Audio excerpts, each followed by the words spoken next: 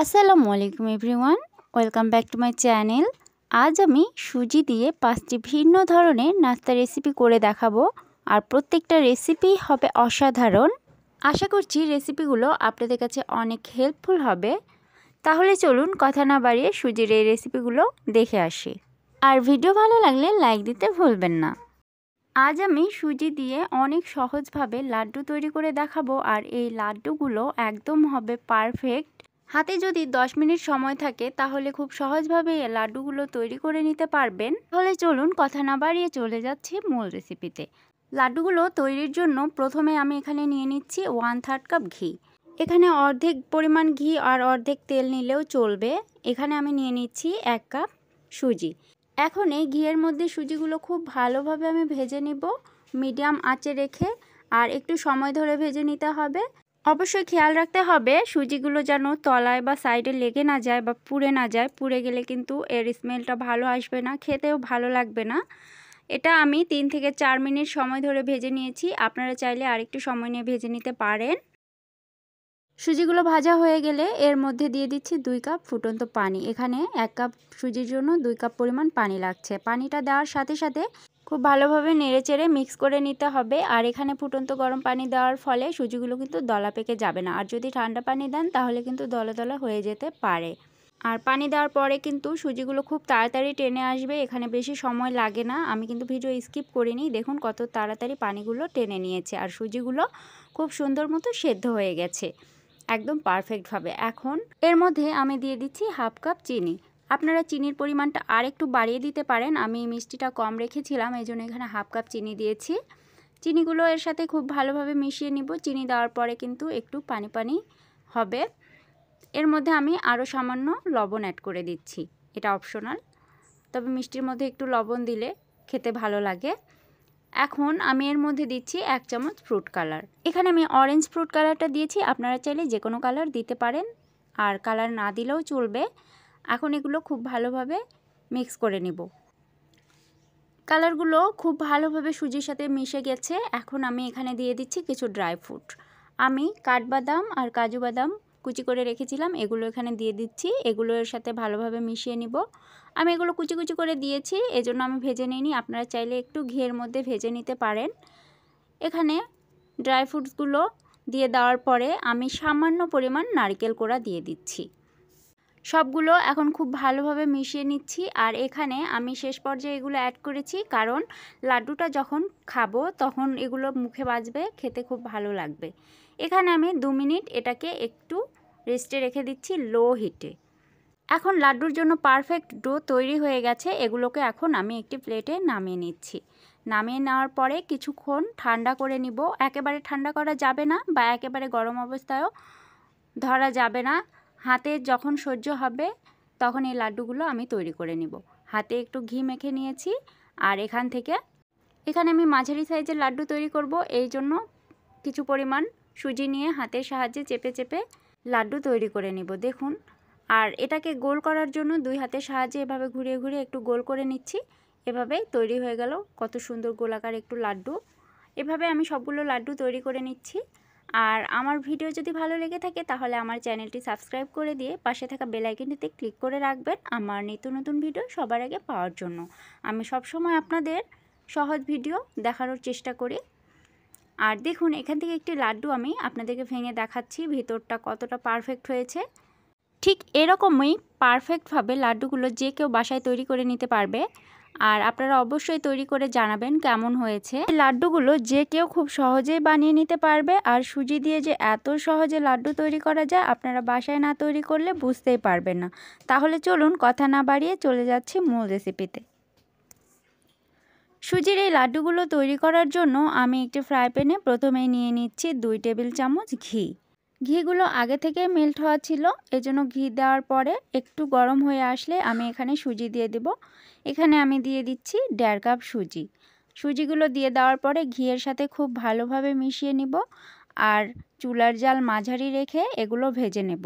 ভেজে নিতে 3 থেকে 4 মিনিট সময় লাগবে। একটু সময় ধরে সুজিগুলো ভেজে নিতে হবে। সুজিগুলো প্রথমে যদি ভালো করে ভেজে নেওয়া হয় তাহলে লাড্ডুগুলো পারফেক্ট হবে। আমি এখানে সুজির মধ্যে বেশি কালার নিয়ে আসবো না, এই জন্য আমি 2 থেকে 3 মিনিট ভেজে নিব। এখানে সুজি প্রায় ভাজা হয়ে গেছে আর এই কালারটাই আমি চাচ্ছিলাম।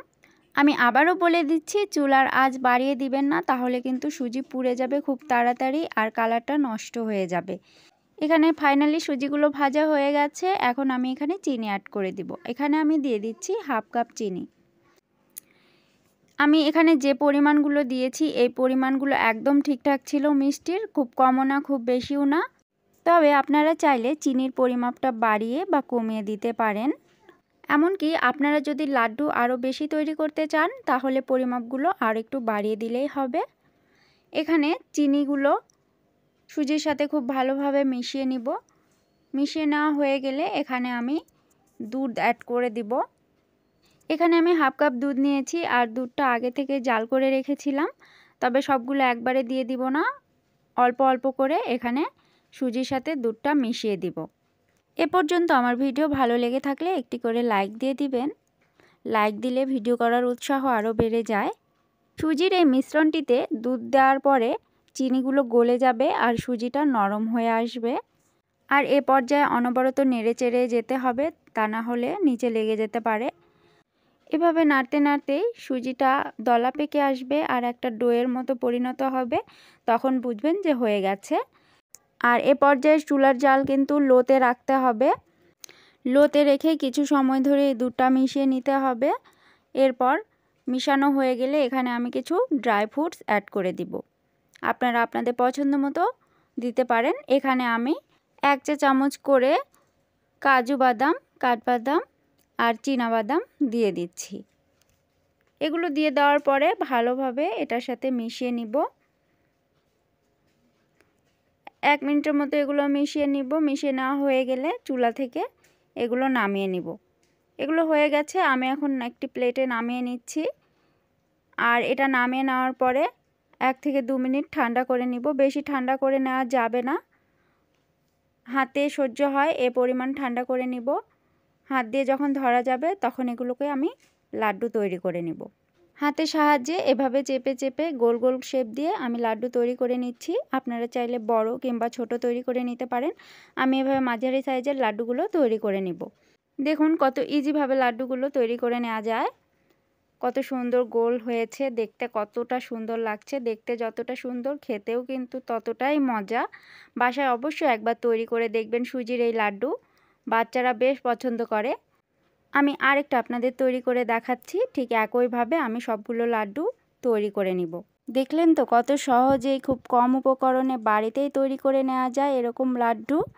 আর সুজির এই লাড্ডুগুলো যাকে একবার খাওয়াবেন সে আপনার থেকে রেসিপি জানতে চাইবে। আজ আমি সুজি দিয়ে দোকানের মতো বেকারি বিস্কুট তৈরি করে দেখাবো। আর এই বিস্কুটগুলো বানানো এতটাই সহজ যে আপনারা যে কেউ বাড়িতে তৈরি করে নিতে পারবেন। আর এই বিস্কুটগুলো তৈরি করতে খুব বেশি উপকরণও লাগে না, হাতের কাছে থাকা মাত্র কয়েকটি উপকরণ দিয়ে তৈরি করে নিতে পারবেন। তাহলে চলুন কথা না বাড়িয়ে চলে যাই মূল রেসিপিতে। এখানে বিস্কুট তৈরির জন্য উপকরণগুলো আমি এই ছোট বাটি দিয়ে মেপে নিব। তো আমি প্রথমেই এই বাটি দিয়ে 1 বাটি ঘি নিয়ে নিচ্ছি। আপনারা ঘিয়ের পরিবর্তে তেলটাও ব্যবহার করতে পারেন। ওই একই বাটিতে নিয়ে নিচ্ছি আমি চিনির পরিমাণটা কম বেশি নিতে পারেন, তবে এখানে 1 বাটি থেকে একটু কম নিয়েছি। আর বিস্কিটে খুব বেশি চিনি কিন্তু ভালো লাগে না, এই চিনিটার পরিমাণই ঠিক ছিল। এখন আমি চিনি আর ঘিটা খুব ভালোভাবে মেল্ট করে নিব। আর খুব স্মুথ একটি ব্যাটার তৈরি করে নিতে হবে। এরপর আমি এর মধ্যে দিয়ে দিব ওই বাটি দিয়ে 1 বাটি সুজি, আর দিয়ে দিব ওই বাটি দিয়েই 2 বাটি ময়দা। এখানে আপনারা আটাটাও ব্যবহার করতে পারেন, তবে ময়দাটা দিলে বেশি ভালো হবে। এখন আমি এর মধ্যে দিয়ে দিচ্ছি 1/2 চামচ বেকিং পাউডার আর দিয়ে দিচ্ছি 1/2 চামচ বেকিং সোডা। এখন আমি সবগুলো উপকরণ হাতের সাহায্যে খুব ভালোভাবে মেখে নিব। আর এই ময়ানটা খুব ভালোভাবে দিতে হবে। দেখুন কত পারফেক্টভাবে আমি এগুলো মেখে নিয়েছি। আর এগুলো মেখে নেওয়া হয়ে গেলে দেখবেন মুঠো পেকে দিলে কত সুন্দর মুঠ পেকে যাচ্ছে, আবার ভেঙে দিলেও ঝুরঝুরে হয়ে যাচ্ছে। এখন আমি এগুলো লিকুইড দুধ দিয়ে মেখে নিব। এখানে খুব বেশি দুধ লাগবে না, অল্প একটু দুধ দিলেই হয়ে যাবে। আর এখানে দুধটাই দেওয়ার চেষ্টা করবেন, দুধ দিলে বিস্কুটের ফ্লেভারটা অনেক ভালো আসবে, খেতেও অনেক মজা লাগবে। আর এগুলো এখন খুব ভালোভাবে মেখে নিব। যেহেতু এখানে সুজি দেওয়া আছে এজন্য আমি এটাকে 10 মিনিট রেস্টে রাখবো। ফিরে আসলাম 10 মিনিট পর, আর দেখুন বেটারটা আরও স্মুথ হয়ে গেছে, আরও কত সুন্দর নরম হয়ে এসেছে। এখন আমি এগুলো দিয়ে বিস্কুট তৈরি করে নিব। বিস্কিট তৈরির আগে এখানে আমি একটি প্লেট নিয়ে নিয়েছি, আর এটাতে সাদা কাগজ দিয়ে এখানে কিছু ঘি বা তেল ব্রাশ করে নেবেন। তারপরে বিস্কুটগুলো তৈরি করে নেবেন। আমি এই পাত্রটাতেই সেট করে দেব বিস্কুটগুলো। এভাবে হাতের সাহায্যে গোল গোল করে স্মুথভাবে ছোট ছোট গোল দিয়ে দিচ্ছি। আপনারা চাইলে ডিজাইন করে দিতে পারেন। আমি এভাবে সবগুলো বিস্কুট তৈরি করে নিচ্ছি। সবগুলো বিস্কুট তৈরি করা হয়ে গেছে, চলে যাচ্ছি চুলোতে বেক করার জন্য। এখানে আমি একটু বড় সাইজের কড়াই নিয়েছি, আর এই কড়াইয়ের মধ্যে স্ট্যান্ড বসিয়ে দিব। এরপর ওই প্লেটটা এর মধ্যে বসিয়ে দিয়ে ঢাকনা দিয়ে ঢেকে বেক করে নিব 35 মিনিট। 30 থেকে 35 মিনিট সময় লাগবে। এর মধ্যে বিস্কুটগুলো খুব ভালোভাবে হয়ে যাবে। আর চুলার জাল মিডিয়াম টু লোয়ের মাঝামাঝি রাখতে হবে। ফিরে আসছি 35 মিনিট পর। মাশাআল্লাহ, দেখুন বিস্কিটগুলো কতটা ফুলে গেছে আর কত বড় বড় হয়ে গেছে। আমার তো মনে হচ্ছে এই বিস্কুটগুলো ভেঙে দেখানোর প্রয়োজনই নেই, দেখেই বোঝা যাচ্ছে বিস্কুটগুলো কতটা খাস্তা আর কতটা পারফেক্টভাবে হয়েছে। এই বিস্কুটগুলো ঠান্ডা করে বের করে নিতে হবে, গরম অবস্থায় বের করতে যাবেন না, তাহলে ভেঙে যাবে। এখান থেকে একটি বিস্কিট আপনাদেরকে ভেঙে দেখাচ্ছি। আমার ভিডিও ভালো লেগে থাকলে চ্যানেলটি সাবস্ক্রাইব করে দিবেন, আর পাশে থাকা বেল আইকনটিতে অবশ্যই ক্লিক করে রাখবেন আমার এরকম নিত্য নতুন ভিডিও পাওয়ার জন্য। আর এই বিস্কিটের সহজ রেসিপিটি বাসায় অবশ্যই একবার ট্রাই করবেন। কেমন হয়েছে আমাকে কমেন্টে জানাবেন। আজ আমি তৈরি করে দেখাবো সুজির হালুয়া বা বরফি। এর জন্য এখানে নিয়ে নিয়েছি 1 বাটি সুজি, 1 বাটি থেকে একটু কম চিনি, সামান্য পরিমাণ ঘি আর বাদাম আর কিশমিশ কুচি। তো চলুন কথা না বাড়িয়ে রেসিপিটি তৈরি করে নিই। এর জন্য আমি একটি প্যানে সুজিগুলো ঢেলে দেব, আর হালকা আঁচে এগুলোকে ভেজে নেব। আঁচ বাড়ানো যাবে না, তাহলে সুজি বেশি লাল হয়ে যাবে বা পুড়ে যাবে। এভাবে করে আমি নেড়েচেড়ে সুজিটি ভেজে নেব। এখানে কিন্তু আমি শুধু সুজি দিয়েছি, আর কিছু মিক্স করিনি। আসছে শবে বরাত, এভাবে সুজির হালুয়া তৈরি করে দেখবে। বাড়ির সকলেই পছন্দ করবে আর অনেক প্রশংসাও করবে, আর বেশি ঝামেলাও পোহাতে হবে না। সুজির কালারটি এরকম হয়ে গেলে আমি চুলার আঁচ বন্ধ করে দিব। এপাশে আমি নিয়ে নিয়েছি 1 চামচ পরিমাণ ঘি। ঘিটি হালকা আঁচে মেল্ট করে নিব। ঘিটি যখন মেল্ট হয়ে আসবে তখন আমি এর মধ্যে দিয়ে দিব 2টা সাদা এলাচ আর দালচিনি। এরপর এর মধ্যে দিয়ে দিব 1 কাপ পানি, ঠান্ডা পানি দিয়েছি এখানে। পানি দিয়ে এর মধ্যে আমি দিয়ে দিব চিনি। তো চিনির পরিমাণটা আপনাদেরকে প্রথমে বলে দিয়েছি। সুজির সমান সমান চিনি নিলেও হবে বা একটু কম নিলেও হবে। তো আমি এখানে একটু কম নিয়েছি। আর চিনির শিরাটা রেডি করে নিয়ে এখানে আমি সুজি দিয়ে দিব। চিনির শিরাটা যখন এরকম ঘনত্বের হয়ে আসবে তখন আমি ভেজে নেওয়া সুজিগুলো এর মধ্যে অল্প অল্প করে দিয়ে দিব, একবারে দিব না।